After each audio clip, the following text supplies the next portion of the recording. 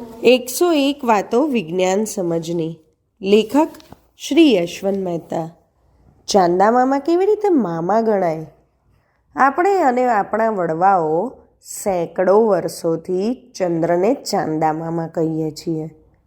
ચાંદા મામાના ગીતો ગાઈએ છીએ અને ચાંદા મામાને જોઈને હરખાઈએ છીએ. પણ એ મામા કેવી રીતે ગણાય? જો ન જાણતા હો તો જાણી લો. પુરાણોમાં સમુદ્ર મંથનની એક કથા છે.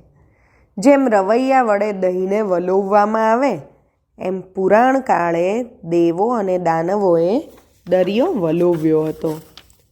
આ વલોણા માટે એમણે રવૈયા તરીકે મેરુ પર્વતને અને નેત્રા તરીકે શેષનાગને કામે લગાડ્યા હતા.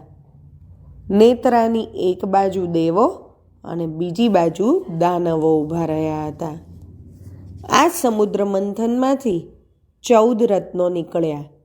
એમાં અમૃત, ઝેર, ઐરાવત, હાથી, ચંદ્રકાંત, મણિ વગેરે વગેરે ઉપરાંત લક્ષ્મીદેવી અને ચંદ્ર પણ નીકળ્યા હતા. હવે ભાઈ, લક્ષ્મીદેવી તો જગત આખાના માતા હતા. એમની સાથે જ ચંદ્ર જન્મ્યો માટે એમનો ભાઈ થયો. આમ માતાનો ભાઈ ચંદ્ર આપણે માટે મામો થયો. એક બીજા અર્થમાં પણ ચંદ્રને મામા ગણી શકાય. આપણા બધાના દાદા સૂરજ દાદા છે. પૃથ્વી એમની દીકરી છે અને આપણે સૌ પૃથ્વીના સંતાન છીએ. ચંદ્ર સૂરજ દાદાનો દીકરો છે માટે પૃથ્વીનો ભાઈ અને આપણો મામો છે.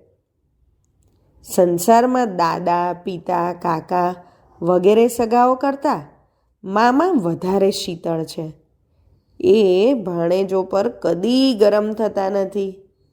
ચંદ્રનું પણ એવું જ છે. એ રીતે પણ ચંદ્રનું મામાપણું સાર્થક છે. આવજો.